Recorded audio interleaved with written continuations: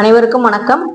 இன்னைக்கு எல்லாருக்குமே தெரியும், ஒரு முக்கியமான நாள், காதலர் தினம். ஸோ அதனால எல்லோரையும் காதல் செய்வோம். காதல் அப்படிங்கிறது பாத்தீங்கன்னா மனுஷனுக்கு மட்டும் இல்ல, கடவுளுக்குமே தான். ஏன்னா கடவுளே பாத்தீங்கன்னா நம்முடைய கண்ணன் ஆகட்டும், கிருஷ்ண பெருமான் ஆகட்டும், சிவபெருமான் ஆகட்டும், முருகப்பெருமான் ஆகட்டும், எல்லாருமே பாத்தீங்கன்னா காதலை பாத்தீங்கன்னா ஒரு முன்னுதாரணமா எடுத்து நமக்கு சொல்லக்கூடிய ஒரு அற்புதமான தெய்வங்கள். அது மட்டும் இல்லாம இன்னைக்கு சனிக்கிழமை பிரதோஷம் நாள்.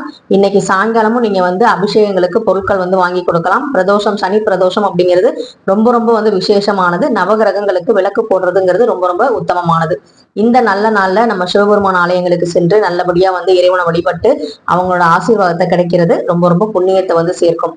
நாளைக்கு ஞாயிற்றுக்கிழமை, அதாவது சூரிய பகவானுக்கு உகந்த அந்த நல்ல நாள்ல காலையில எழுந்து நம்ம தலை ஸ்நானம் பண்ணிட்டு வீடு முழுக்க பாத்தீங்கன்னா சுத்தம் பண்ணிட்டு நம்ம சிவராத்திரிக்கான விரதத்தை ஸ்டார்ட் பண்ண போறோம். எப்படி நான் விரதம் இருப்பேன், எப்படி எந்த கோவிலுக்கு நான் போவேன் அப்படிங்கிறத உங்களுக்கு டீட்டெயிலா சொல்றேன். நீங்க உங்களுக்கு இதுல எந்த விஷயங்கள் உங்களுக்கு ஒத்து வருதோ அந்த விஷயங்களை மட்டும் நீங்க ஃபாலோ பண்ணுங்க. இதனால மத்தவங்க இது பண்றாங்க, நம்மளால பண்ண முடியலங்கிற மன வருத்தத்தோட, மன குழப்பத்தோட எந்த ஒரு விஷயத்தையும் பண்ணாதீங்க. எந்த ஒரு கடவுளையும் வணங்காதீங்க. ஏன்னா குழப்பத்தோட நம்ம செய்யும் போது நம்ம மனசே நமக்கு தெளிவா இல்லாதப்ப நம்மளால ஒரு வேண்டுதலை ப்ராப்பரா தெளிவா வைக்க முடியாது. சோ அதனால பாத்தீங்கன்னா நாளைக்கு காலையில சூரிய உதயத்தை எந்திரிச்சு தலை ஸ்நானம் பண்ணிட்டு முதல்ல பாத்தீங்கன்னா குலதெய்வத்தை மனசுல நினைச்சுட்டு பிரபஞ்சத்துக்கு நன்றி சொல்லிட்டு விநாயக பெருமான்கிட்ட இந்த விரதத்தை நான் நல்லபடியா முடிக்கணும், இந்த விரதத்து மூலமா நான் வேண்ட விஷயங்கள் நடக்கணும், அந்த சிவபெருமானோட ஆசி எனக்கு கிடைக்கணும்னு சொல்லி விநாயக பெருமானை நல்லபடியா வணங்கிக்கோங்க. அதுக்கப்புறம் சூரிய நமஸ்காரம் பண்ணிட்டு உங்க டேவை ஸ்டார்ட் பண்ணுங்க. ஓம் நமச்சிவாயா அப்படிங்கிற மந்திரத்தோட.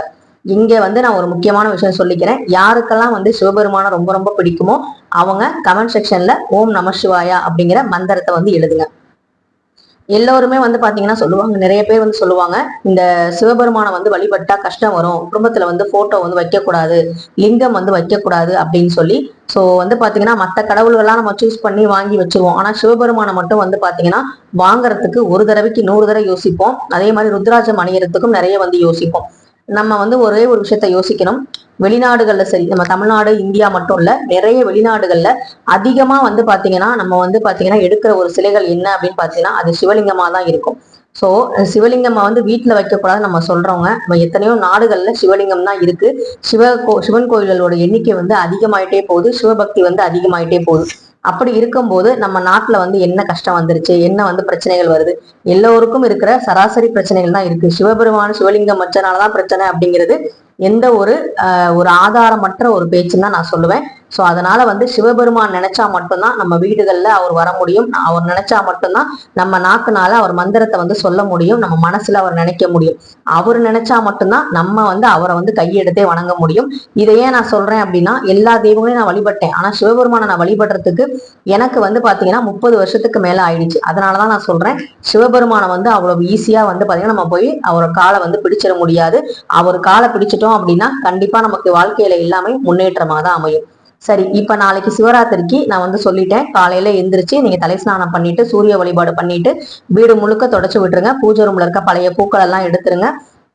விளக்குல எண்ணெய் ஃபுல்லா நிரம்ப ஊத்தி நீங்க விளக்கு ஏத்தலாம். அதே மாதிரி 5 முக விளக்கு, மண் விளக்கு இருந்தாலும் சரி, இல்ல 5 முக விளக்கு குத்து விளக்கு மேல இருக்கும் இல்லையா, அதை கூட நீங்க 5 முகம், அதாவது நமச்சிவாயாங்கிற மந்திரத்தை அந்த பஞ்சாட்சரத்தை சொல்றது விதமா 5 முக தீபம் ஏத்துறது ரொம்ப ரொம்ப விசேஷமானது. அதுக்கு முன்னாடி நீங்க குலதெய்வ விளக்கு ஏத்திட்டு நல்லபடியா இந்த விரதத்தை நான் முடிக்கணும்னு சொல்லி நீங்க வேண்டிக்கோங்க. காலையில இருந்து உபவாசம் இருக்கிறீங்க, விரதம் இருக்கிறீங்க அப்படின்னா கண்டிப்பா நீங்க தண்ணி நிறைய குடிச்சுக்கோங்க. ஒண்ணுமே சாப்பிடாதவங்க, இல்ல நான் பழம் பால் சாப்பிட்டுக்கிறேன், என்னால சாப்பிடாம இருக்க முடியாது, ஒருவேளை நான் உணவு எடுத்துக்கிறேன் அப்படிங்கிறவங்க உங்களுடைய உடலுக்கு ஏத்த மாதிரி நீங்க உணவை எடுத்துக்கலாம். ஆனா அசைவம் சுத்தமா சாப்பிடக்கூடாது. அதே மாதிரி நம்ம நைட்டு தானே முழிக்க போறோம், அதனால பகல்ல கொஞ்ச நேரம் தூங்கிக்கலாமான்னு கேட்டா கண்டிப்பா தூங்கக்கூடாது. சோ நாளைக்கு முழுக்க பாத்தீங்கன்னா நம்ம தூங்காம தான் விரதம் இருக்கணும். இது ரொம்ப கஷ்டமான ஒரு விரதம் தான். ஒரு நாளா இருந்தாலும் சரி, நம்ம பாத்தீங்கன்னா தூங்காம நம்ம கண் அயராம இருக்க முடியாது.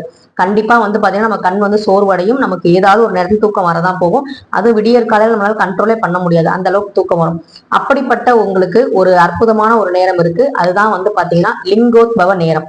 இப்ப நீங்க நினைக்கலாம், சிவபெருமானுக்கு நாங்க படையல் என்ன வைக்கிறது, காலையில சிவலிங்கம் உங்களுக்கு இருக்கு அப்படின்னா அபிஷேகம் நீங்க காலையிலேயே பண்ணி வச்சிருங்க. சாயங்காலம் பாத்தீங்கன்னா 6 மணிக்கு இப்ப உங்க வீட்டுல லிங்கம் இருக்கு, நீங்க 4 கால பூஜை பண்றீங்க அப்படின்னா அந்தந்த நேரத்துக்கு ஏத்த மாதிரி நீங்க நேரத்தை பிரிச்சு 6 மணில ஸ்டார்ட் பண்ணி காலை விடிய காலை வரைக்கும் நீங்க பிரிச்சு அந்த 1 மணி நேரம் 1 மணி நேரத்துல 4 கால பூஜை வந்து பண்ணுவாங்க. இடையில வந்து கேப் விடுவாங்க. அதே மாதிரிதான் கோவில்கள்லயும் பண்ணுவாங்க. கோவிலுக்கு போக முடியாதவங்க, என்னால கண் விழிக்க முடியாதவங்க அப்படின்னு இருக்கீங்கல்ல, அவங்க வந்து பாத்தீங்கன்னா இந்த லிங்கோத்பவ நேரம் அப்படிங்கிற அந்த நேரத்தை தவற விடாம நீங்க வந்து அந்த 1 மணி நேரத்தை நீங்க பண்ணாலே போதும். உங்களுக்கு மகா சிவராத்திரியில கண் விழித்த பலன்கள் நிச்சயமா வந்து கிடைக்கும். அது எப்ப அப்படின்னா 11:30 மணில இருந்து 12:30 மணி வரைக்கும். இந்த நேரத்தை ஏன் லிங்கோத்பவ நேரம்னு சொல்றோம் அப்படின்னா, முதல்ல வந்து சிவபெருமான் லிங்கமா வந்து காட்சி கொடுத்த ஒரு அற்புதமான நேரம் இந்த சிவராத்திரியில. இந்த 11:30 மணில இருந்து 12:30 மணி வரைக்கும், அதாவது அடிமுடி காணாத அண்ணாமலையாராக நமக்கு காட்சி கொடுத்த அந்த லிங்கேஸ்வரர் வந்து பாத்தீங்கன்னா இந்த லிங்கோத்பவ நேரம் அப்படிங்கிறது ரொம்ப ரொம்ப முக்கியமான நேரத்துலதான் காட்சி கொடுத்தாரு. அதனால வந்து இந்த நேரத்துல நீங்க 11:30ல இருந்து 12:30 மணி வரைக்கும் லிங்கம் வச்சிருந்தீங்க, இல்ல சிவபெருமான் படம் வச்சிருந்தீங்கன்னா அந்த பூஜை ரூம்ல உட்காந்து விளக்கேற்றி நீங்க வந்து ஏதாவது ஒரு சுண்டலோ இல்ல வந்து ஏதாவது ஒரு நெய்வேத்தியம் வச்சு நல்லபடியா வந்து சாமி கும்பிட்டு ஊதுபத்தி சாம்பிராணி எல்லாமே காமிச்சு, நைட்டு நேரத்துல வந்து வீட்டுல வந்து மணி அடிக்க முடியாது அப்படிங்கிறவங்க நீங்க அமைதியா வந்து செல்போன்ல கூட இந்த பெல் சவுண்ட் அப்படின்னு இருக்கும், அதை கூட நீங்க போட்டு விட்டு அமைதியா வந்து பாத்தீங்கன்னா அந்த 108 நாமத்தை நமச்சிவாயங்கிற மந்திரத்தை வந்து உச்சரிச்சுட்டு நீங்க அந்த 1 மணி நேரத்துல கூட நல்லபடியா வந்து தவற விடாம பண்ணலாம். குறிப்பா வந்து நோட் பண்ணிக்கோங்க, 11:30 மணில இருந்து 12:30 மணி வரைக்கும் இருக்கிறதா அந்த லிங்கோத்பவ நேரம் அப்படின்னு சொல்லப்படுது.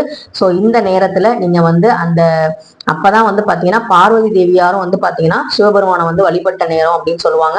சோ முழுவதுமே வந்து கண் விழிக்கிறது ரொம்ப ரொம்ப நல்லது. ஆனா இந்த 11 to 12 அப்படிங்கிறது ரொம்ப ரொம்ப விசேஷமா சொல்லப்படுது. சோ இந்த நேரத்துல நீங்க தவற விடாம கண்டிப்பா வந்து அந்த சிவபெருமானுடைய ஆசிய முழுவதுமா பெறுவதற்கு எல்லாம் வல்ல இறைவன் உங்களுக்கு அந்த சக்தியை கொடுக்கணும். விரதம் இருக்கிறவங்க உங்களால முடியல, மயக்கம் வர மாதிரி இருக்கு அப்படின்னா பால் பழம் இல்ல நீராகாரமா ஏதாவது வந்து நீங்க வந்து ஜூஸ் மாதிரி இதை எடுத்துக்கோங்க. அபிஷேகங்களுக்கு பொருள் வாங்கி கொடுங்க. நைட்டு வந்து என்னால கோவிலுக்கு போக முடியாது அப்படின்னா ஈவினிங் போல ஒரு மாலை நேரத்துல போய் நீங்க வந்து எத்தனை அபிஷேக பொருட்கள் உங்களுக்கு வாங்கி கொடுக்க முடியுமோ அந்த பொருட்களை எல்லாம் கொடுத்துட்டு அந்த வில்வ இலையெல்லாம் வாங்கி கொடுத்துட்டு நல்லபடியா வந்து சிவபெருமானை வேண்டிக்கிட்டு நீங்க வீட்டுல இருந்தே அந்த நமச்சிவாயை நினைச்சு நீங்க வழிபாடு செய்யலாம். ஒண்ணுமே தவறு கிடையாது. சோ இதுதான் வந்து பாத்தீங்கன்னா நாளைக்கு விரத வழிபாடு. நான் வந்து என்ன பண்ணுவேன்னா, எங்களுக்கு வந்து நாகமணி அம்மன் கோவில் இருக்க சிவலிங்கத்துக்கு வந்து பாத்தீங்கன்னா நாங்க வந்து தொடர்ந்து வந்து ஒரு 5-6 வருஷமா வந்து நாங்க வந்து கைங்கரியம் வந்து பண்ணிக்கிட்டு இருக்கோம். சிவராத்திரி வழிபாடு எங்களை தான் வந்து எடுத்து செய்ய சொல்லியிருக்காங்க. ஸோ அது மூலமா தான் எனக்கு சிவ வழிபாடுனா என்ன, எதனால வந்து இதை செய்யறோம், எதனால இதை செய்ய வச்சாரு அப்படிங்கிறதே உணர முடிஞ்சுது. ஸோ அப்படிப்பட்ட அந்த சிவபெருமானை வந்து நம்ம வந்து நைட்டு வந்து நாங்கள் விடிய விடிய நாகமணி அம்மன் கோவில்ல இருந்து நாங்கள் வந்து வழிபாடு செய்வோம். அங்க வந்து பாத்தீங்கன்னா அபிஷேகங்கள் ஆராதனைகள் எல்லாமே 3 கால பூஜைகள் வந்து நடக்கும். ஸோ வந்து பாத்தீங்கன்னா ரொம்ப வந்து நல்லபடியா வந்து அந்த பூஜைகள் எல்லாம் நடக்கணும் அப்படிங்கிறத நான் வேண்டிக்கிட்டு நல்லபடியா வந்து நாங்க தொடங்குவோம். அதே மாதிரி ஒவ்வொரு சிவராத்திரி வந்து முடிச்சுட்டு வந்ததுக்கு அப்புறமும் ஒரு நல்ல விஷயம் வந்து எங்க வாழ்க்கையில வந்து நடக்கும். டேர்னிங் பாயிண்ட் வந்து நடக்கும்.